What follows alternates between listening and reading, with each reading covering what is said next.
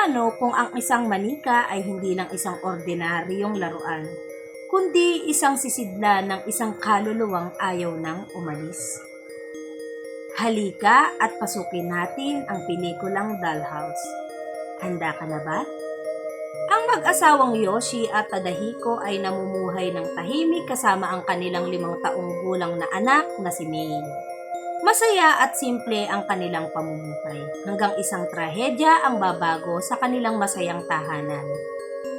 Habang naglalaro ng taguan si Mei kasama ang ibang bata na kapitbahay nila, sandaling lumabas si Yoshi para bumili ng merienda para sa mga batang ito. Ngunit pagbalik ni Yoshi, wala na ang mga bata.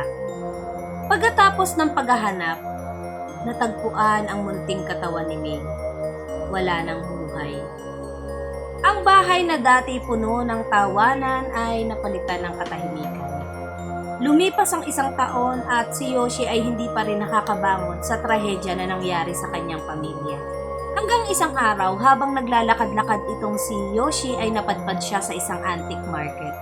At doon ay nakita niya ang isang kakaibang manika. Kasing laki ng bata at kamukhang-kamukha ng anak niyang si Mei. Binili niya ito at pinangalan ng Aya. Unti-unti nagsimula si Yoshi na itrato itong si Aya na parang totoong bata. Sinusuklayan niya ito, binibihisan at kung minsan ay sinasama niya pa sa pagsha-shopping. Naramdaman ni Yoshi na parang bumalik na ang kanyang anak. Pero sa tingin ng iba, parang may mali. Di nagtagal, nagkaroon ng good news ang kanilang pamilya. Muling nagbuntis itong si Yoshi. Isinilang ang sanggol at pinangalanan nila itong Mai. Dahil sa pagdating ng bagong miyembro ng pamilya ay napabayaan ni Yoshi ang manika. Inilagay ito sa aparador at halos nakalimutan na. Mabilis lumipas ang 5 taon. 5 taon na si Mai. Isang araw habang naglalaro itong si Mai ay natuklasan niya ang isang lumang manika. At mula sa mga sandaling yun, nagsimula na ang mga kakaibang bagay na nangyari sa kanilang pamilya.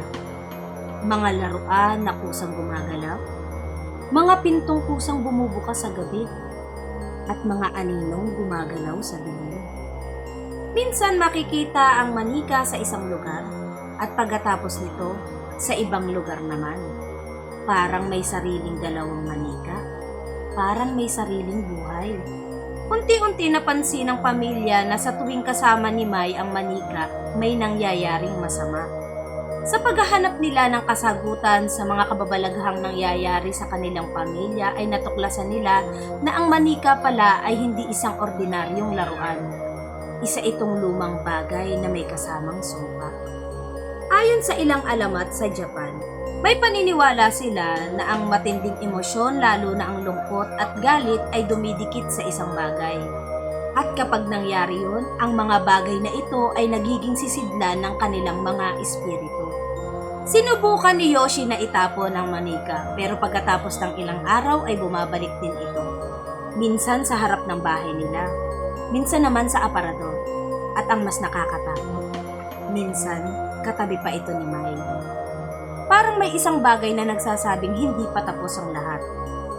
Habang mas lumalala ang mga pangyayari, napagtanto ng pamilya na ang manika ay hindi lamang naghahanap ng bagong tahanan. May layunin ito, at isang bagay ang malinaw. Ang manika ay tila may nais na palitang bata sa kanilang pamilya. At habang lumalapit si Mai sa manika, parang unti-unting may nawawala sa bata. Sa huling bahagi ng pelikula ay ninais ng pamilya na sirain ang manika at wakasan ng sumpa. Ngunit ang problema sa mga ganitong klase ng sumpa ay hindi ito basta-basta nawawala. Dahil may mga bagay na kahit ilibing, itapon o sunugin ay gumagawa ng paraan para bumalik. At minsan huli na ang lahat para maintindihan mo ito. May mga laruan na ginawa para pasayahin ang mga bata.